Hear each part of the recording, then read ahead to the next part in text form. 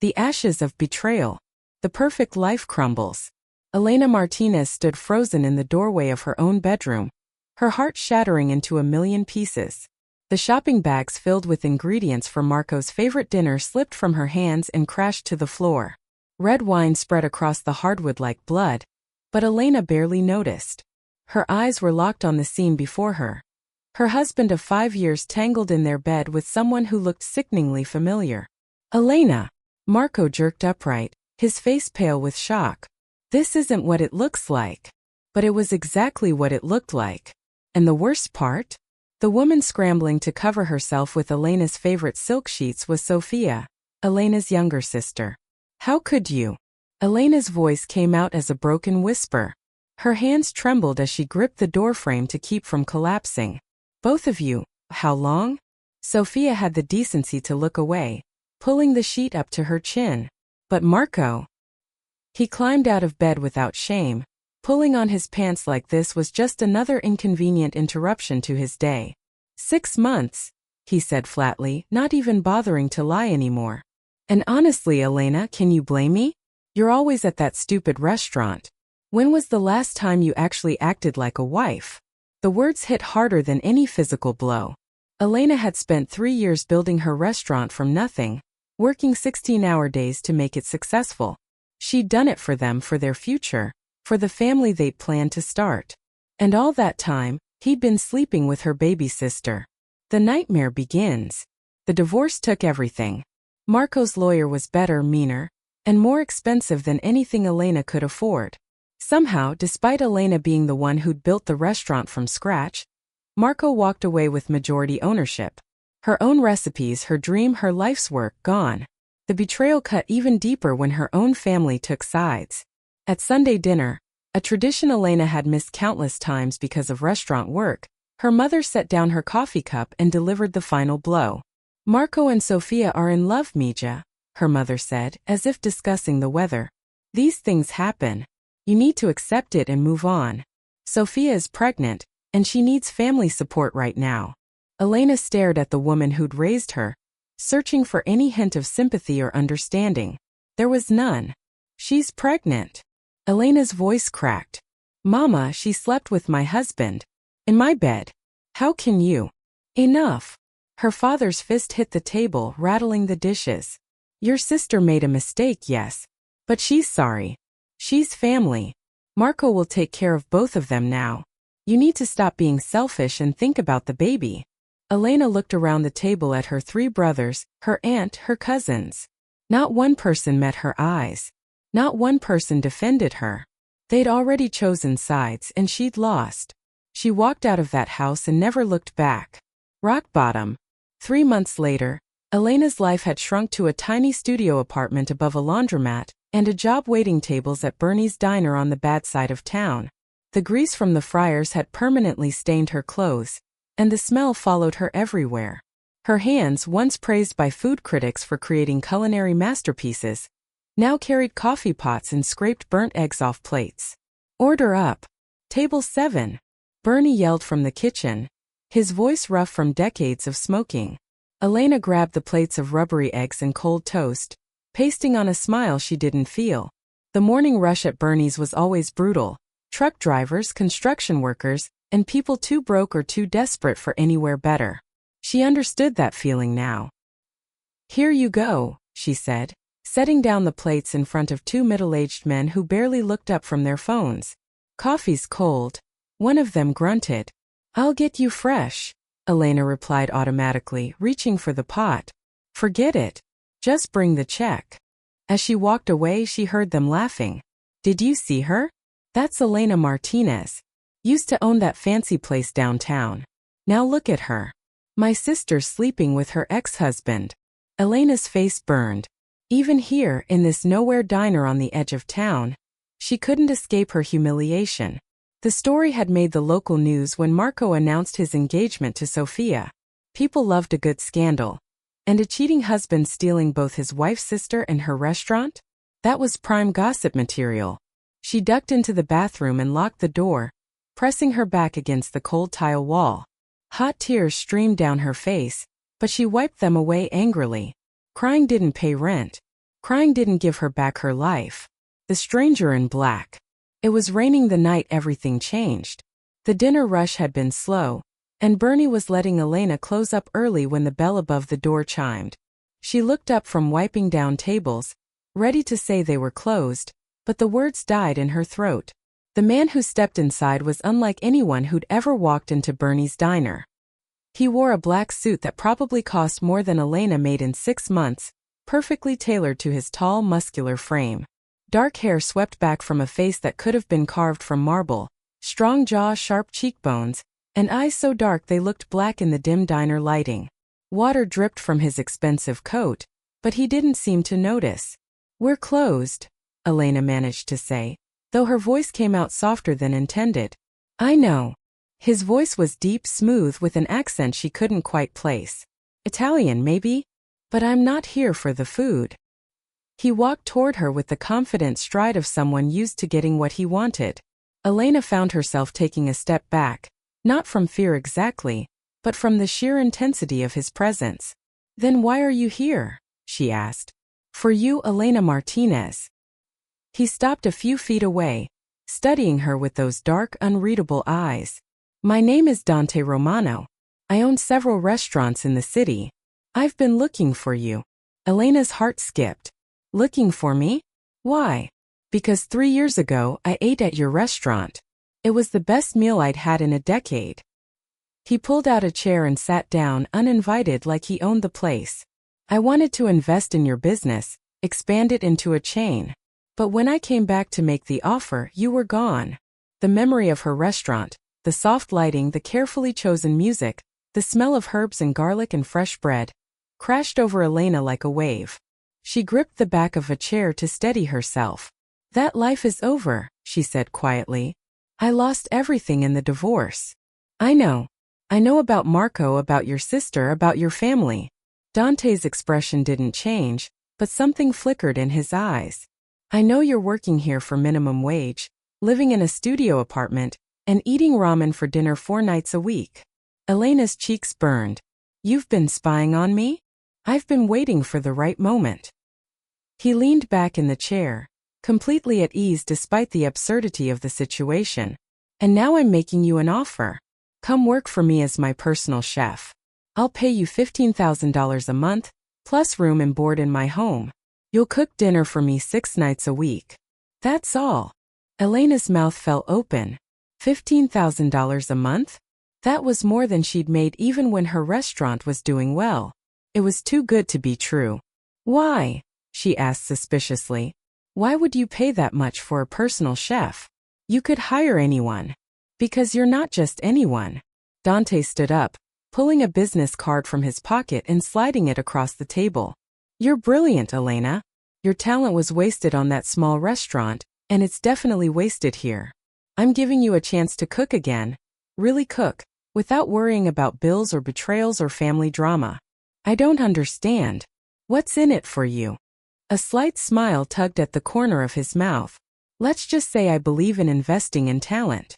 And I have my reasons for wanting to see you succeed." He headed toward the door, then paused. "You have 24 hours to decide. The address is on the card. If you want the job, show up tomorrow night at 7.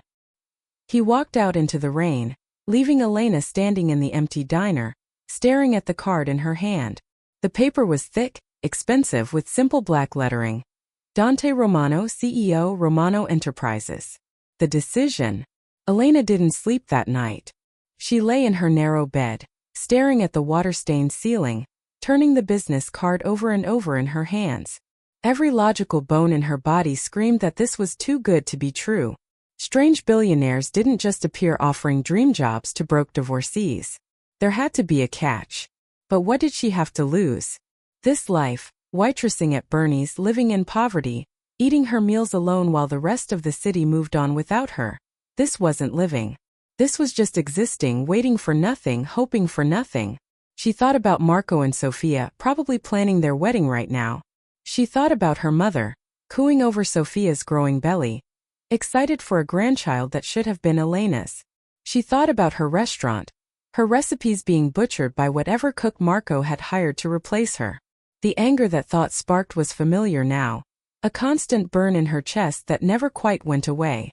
She'd been so focused on surviving that she'd forgotten what it felt like to want something, to fight for something.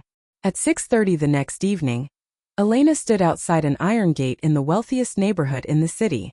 The address on Dante's card led to a mansion that looked like it belonged in a European countryside, not the middle of their industrial city. 3 stories of pale stone, with tall windows that glowed warmly against the evening darkness. Gardens stretched out on both sides, perfectly manicured even in early spring. Her finger hovered over the intercom button. This was insane. She should go back to Bernie's, back to her safe, miserable life where at least she knew what to expect. But instead she pressed the button. Yes. A woman's voice crackled through the speaker. Elena Martinez. Mr. Romano is expecting me. The gate swung open silently, and Elena walked up the long driveway with her heart pounding. The front door opened before she could knock, revealing a stern-looking woman in her 50s wearing a crisp black uniform. This way, Miss Martinez. Mr. Romano is waiting in the kitchen. The inside of the house was even more impressive than the outside. Marble floors, crystal chandeliers, artwork that looked like it belonged in museums. Elena's worn sneakers squeaked softly as she followed the woman through hallways that seemed to go on forever. The kitchen was a chef's dream. Stainless steel appliances, a massive range with 8 burners, 2 ovens and more counter space than Elena's entire apartment. Dante stood at the center island, chopping vegetables with the practiced ease of someone who knew their way around a knife. "You came," he said without looking up. "I'm probably crazy for being here," Elena admitted. "Probably." He set down the knife and finally met her eyes. "But crazy is better than broken. So what do you say? Are you ready to cook again?" Elena looked around the beautiful kitchen, at the fresh ingredients spread across the counter, at the possibility of doing what she loved again. She thought about everything she'd lost and everything these people had taken from her. "Yes," she said firmly. "I'm ready." Dante's smile was slow and dangerous. "Good. Because cooking is just the beginning. If you want revenge, Elena, I'm going to help you get it. But first you need to remember who you really are. The woman who built something from nothing once can do it again. Only this time you won't be alone." Elena felt something shift inside her chest, like a door opening that she'd thought was locked forever. Maybe this was crazy. Maybe Dante had ulterior motives she couldn't see yet. But for the first time in months she felt something other than despair. She felt hope.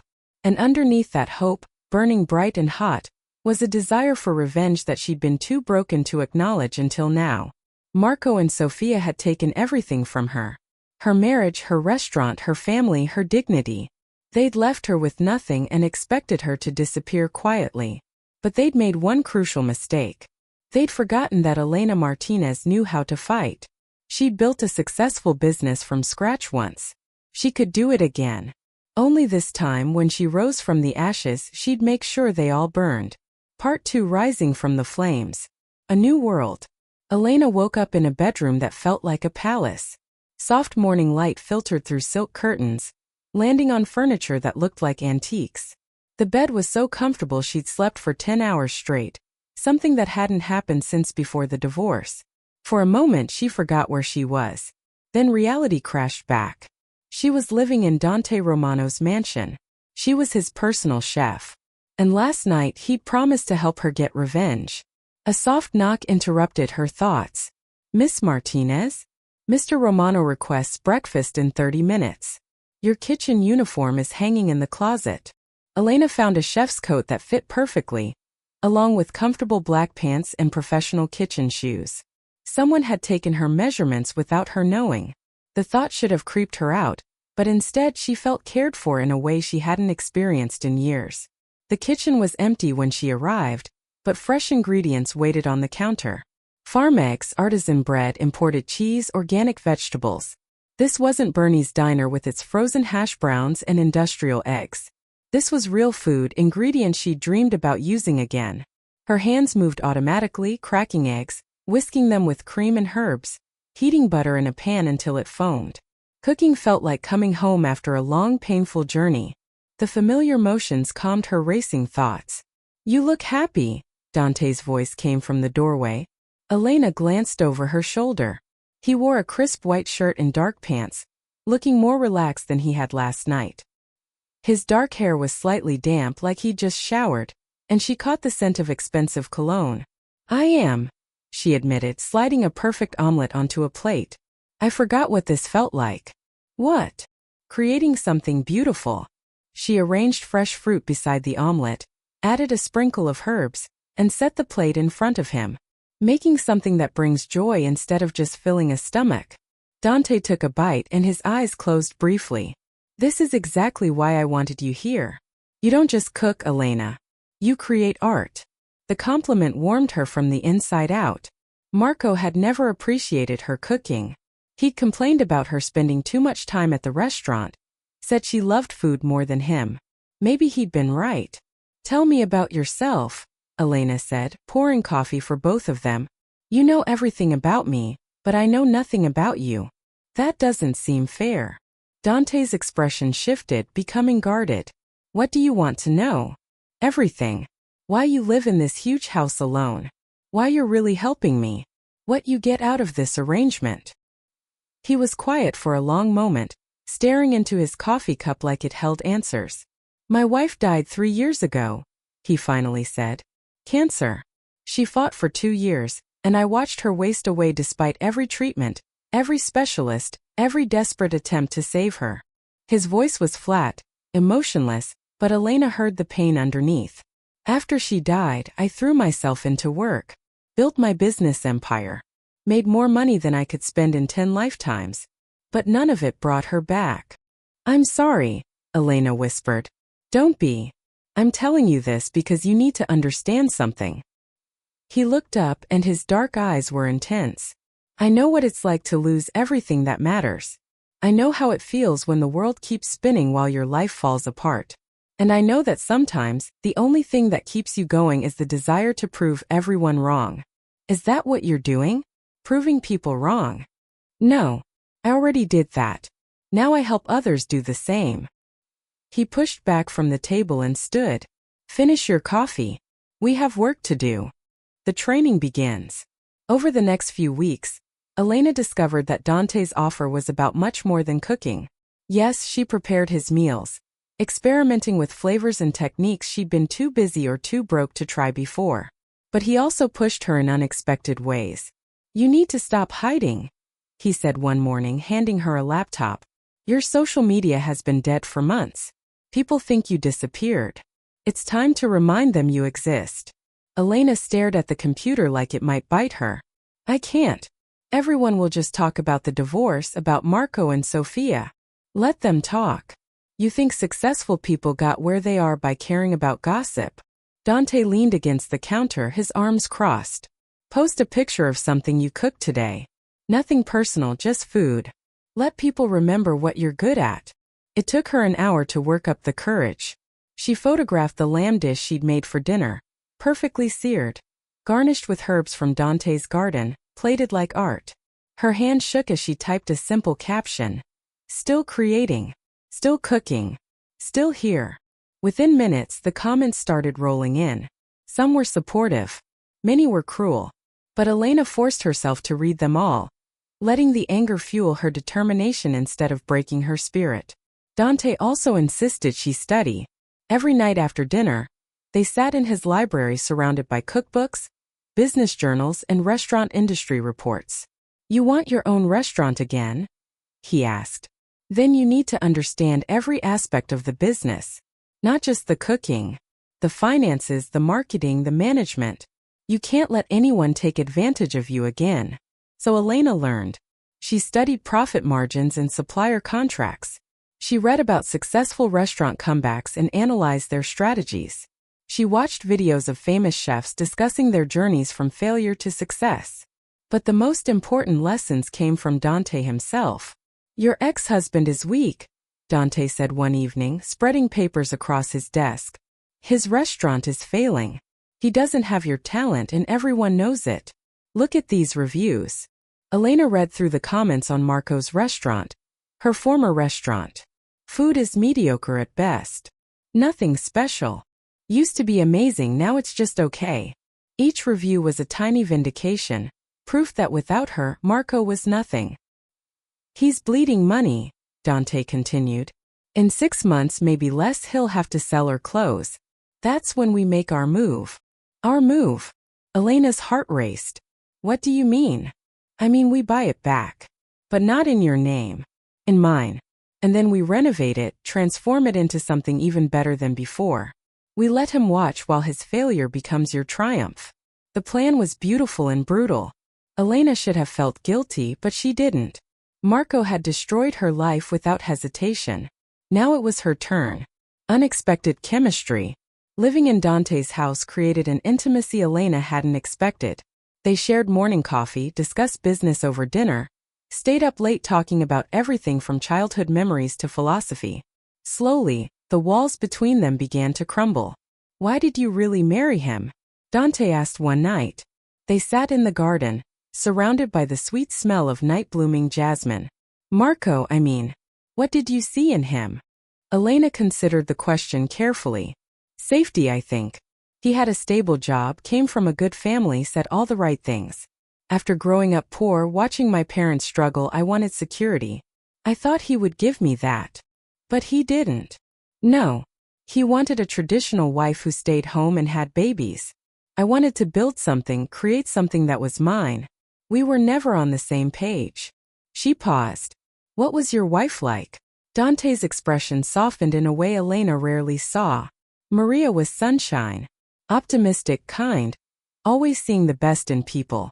She believed in love and fate and all those things I was too cynical to appreciate. He smiled sadly. She would have liked you. You have that same fire. That determination to create beauty in a harsh world. I'm nothing like how you describe her, Elena protested. I'm angry and bitter and plotting revenge. You're hurt. There's a difference. Dante turned to face her fully. Maria taught me that loving someone means seeing their potential and helping them reach it. You're not bitter, Elena. You're wounded. But wounds heal, and when they do, you'll be stronger than ever. The kindness in his voice made Elena's throat tight. Why are you so good to me? Really? It can't just be about talent or business investment. Dante was quiet for so long that Elena thought he wouldn't answer. Then he said, because when Maria was dying, she made me promise something. She said, don't let grief make you cold, Dante. Find someone who needs your help, and give them the chances life denied them. I've been looking for that person ever since. And then I found you, broken, brilliant, and refusing to stay down. How could I not help? Elena felt tears threatening and blinked them back. I don't deserve this. Any of it. That's where you're wrong. Dante reached over and took her hand, his touch gentle but firm. You deserve everything you lost and more. And I'm going to make sure you get it. The touch sent electricity through Elena's arm. She pulled away, confused by the sudden rush of feelings. This was business. Dante was helping her, not courting her. She couldn't afford to misread the situation or develop inappropriate feelings for her employer. But as she went to bed that night, Elena couldn't stop thinking about the warmth of his hand, the intensity in his eyes, the way he believed in her when no one else did. The opportunity. 2 months into her time at Dante's house, everything changed. He came home one evening with news that made Elena's heart race. Jonathan Pierce is in town, he announced. The food critic from the Times. He's reviewing restaurants all week, and I convinced him to have a private dinner here. Tomorrow night. Elena's hands started shaking. Jonathan Pierce was legendary. His reviews could make or break a restaurant. One positive word from him, and doors that had been slammed in your face suddenly opened wide. I can't, she said immediately. What if I mess up? What if he doesn't like my food? He'll love it. Dante's confidence was absolute. But more importantly, this is your chance to remind the world who you are. Elena Martinez didn't disappear. She's been hiding, growing stronger, preparing for her comeback. They spent the next day planning the perfect menu. Elena decided on 6 courses, each one showcasing a different skill and flavor profile. She practiced each dish twice, adjusting seasonings, perfecting presentation, and trying to calm her racing heart. The night of the dinner, Elena dressed in her finest chef's coat, the one Dante had bought her that bore her name embroidered in silver thread. Her hands shook as she prepared the first course, a delicate scallop crudo with citrus and microgreens. Through the kitchen door, she could hear Dante and Jonathan Pierce talking, their voices a low murmur. Then Dante appeared in the doorway. "He's ready," Dante said. Then more quietly, "You've got this, Elena. Show him what you're made of." Elena took a deep breath and carried out the first plate. Jonathan Pierce was a thin man in his 60s with sharp eyes that missed nothing. He studied the plate before taking a bite, and Elena held her breath. "Remarkable," he said finally. "The flavors are bright, unexpected. This is sophisticated cooking." Course after course, Elena poured her heart onto those plates. A roasted heritage chicken with truffle sauce. A pasta dish she'd invented that combined traditional Italian techniques with modern flair. A dessert that balanced sweet and tart so perfectly that Jonathan Pierce actually smiled. When the meal ended, he turned to Dante. "Where did you find this, chef? I haven't had food this extraordinary in years." "She found me, actually," Dante replied. "May I introduce you to Elena Martinez? She used to own Bella Rosa downtown." Jonathan Pierce's eyes widened. "Elena Martinez? I heard you'd retired. This is exceptional work. Why aren't you running your own restaurant?" "I lost it in a divorce," Elena said, deciding honesty was better than excuses. "But I'm planning a comeback." "Then let me help." Jonathan pulled out his phone. "I'm writing a feature on talented chefs who deserve second chances. Your story combined with food like this? It'll be front page of the food section. Every investor in the city will be calling you." Elena looked at Dante, who gave her an encouraging nod. This was it, her chance to step back into the light. "I'd be honored," she said. The Betrayal returns. The article came out 2 weeks later, and overnight, Elena's life changed again. Her phone rang constantly with interview requests and business opportunities. Food bloggers wanted features. Investors wanted meetings. Even cooking schools asked her to give lectures. But the attention also brought unwanted visitors. Elena was in the garden picking herbs when she heard the commotion at the front gate. Raised voices, someone demanding entry. Her stomach dropped when she recognized one of those voices. "Marco." She walked to the front of the house to find Dante blocking the gate, his body language radiating controlled fury. "You need to leave," Dante said coldly. "You're not welcome here." "I want to talk to my wife," Marco shouted. Behind him stood Sophia, her pregnant belly obvious now, her face twisted with something between anger and desperation. "Ex-wife," Elena corrected, stepping into view. "What do you want, Marco?" His expression shifted when he saw her, surprise then calculation. "Elena, you look different. I read the article. Saw what you've been up to. And I'm happy for you. Really." The lie was obvious. "Look, I know things ended badly between us, but maybe we can work something out. Partner on the restaurant again. Like old times." Elena almost laughed. "You want to partner with me? After you stole my restaurant and destroyed my life." "I didn't steal anything," Marco said defensively. The court gave you what your expensive lawyer fought for," Elena interrupted. "But we both know the truth. That restaurant was mine. My recipes, my vision, my work. You just showed up and claimed credit." Sophia spoke up then, her voice sharp. "You're being dramatic, Elena. You always were too emotional about business. Marco made you a good offer. You should take it before he changes his mind." The audacity of it stunned Elena into silence. Her sister, her betrayer, was standing in front of Dante's house, pregnant with Marco's baby, telling Elena she was too emotional. "Here's my counteroffer," Elena said, her voice deadly calm. "Stay away from me. Don't call, don't text, don't send messages through family. Whatever happens with your restaurant, I want no part of it. You made your choice when you climbed into my bed with my husband. Live with it." "You're making a mistake," Marco warned. "That article won't save you. Without my business connections, without your family's support, you'll fail again. And this time, you won't have anyone to blame but yourself." "She has me," Dante said quietly, but his voice carried a threat that made Marco take a step back. "And unlike you, I don't betray my partners.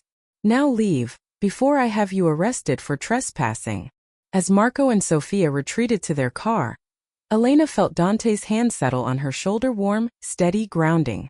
"You okay?" he asked. "Better than okay," Elena replied, watching the car disappear down the driveway. "That's the first time I've faced them without falling apart. It feels good." "That's because you're not the same woman he married," Dante said. "You're stronger now. Angrier. And anger, when properly channeled, is a powerful tool." Elena turned to look at him, really look at him. This man who'd appeared in a dingy diner and changed her life. Who'd given her shelter, training, and belief when she had nothing. Who looked at her like she was valuable, not because of what she could give him, but because of who she was. "Thank you," she said softly, "for everything. I don't just mean the job or the help with my career. I mean for reminding me who I am." Something shifted in Dante's expression, his dark eyes intense. "Elena!" "Dante!" A voice called from the house. His assistant appeared on the front steps. "I'm sorry to interrupt, but you have an urgent call from Tokyo. The merger situation." The moment broke. Dante squeezed Elena's shoulder once, then stepped back. "We'll talk later," he said, then disappeared into the house. Elena stood in the driveway, her heart pounding for reasons that had nothing to do with Marco's visit.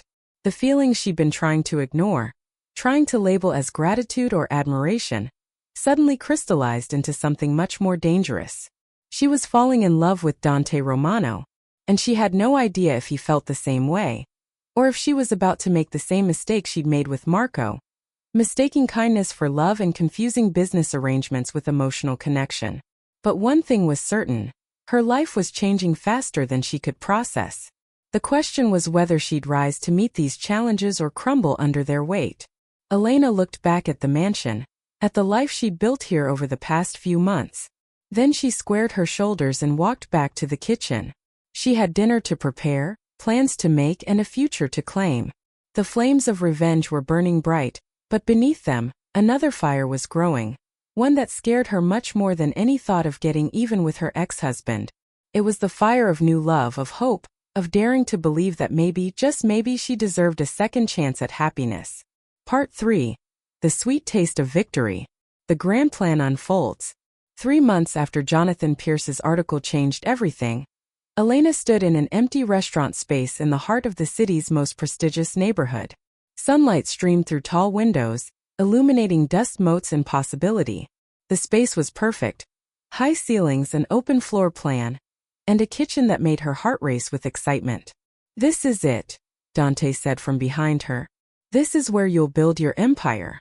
Elena turned to face him, barely able to contain her emotions. "Empire is a strong word. I just want a restaurant." "No."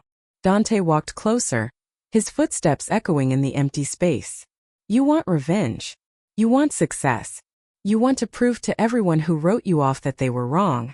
One restaurant won't do that. But a restaurant that becomes legendary? That changes everything." He was right as usual. Over the past months, Dante had taught her to think bigger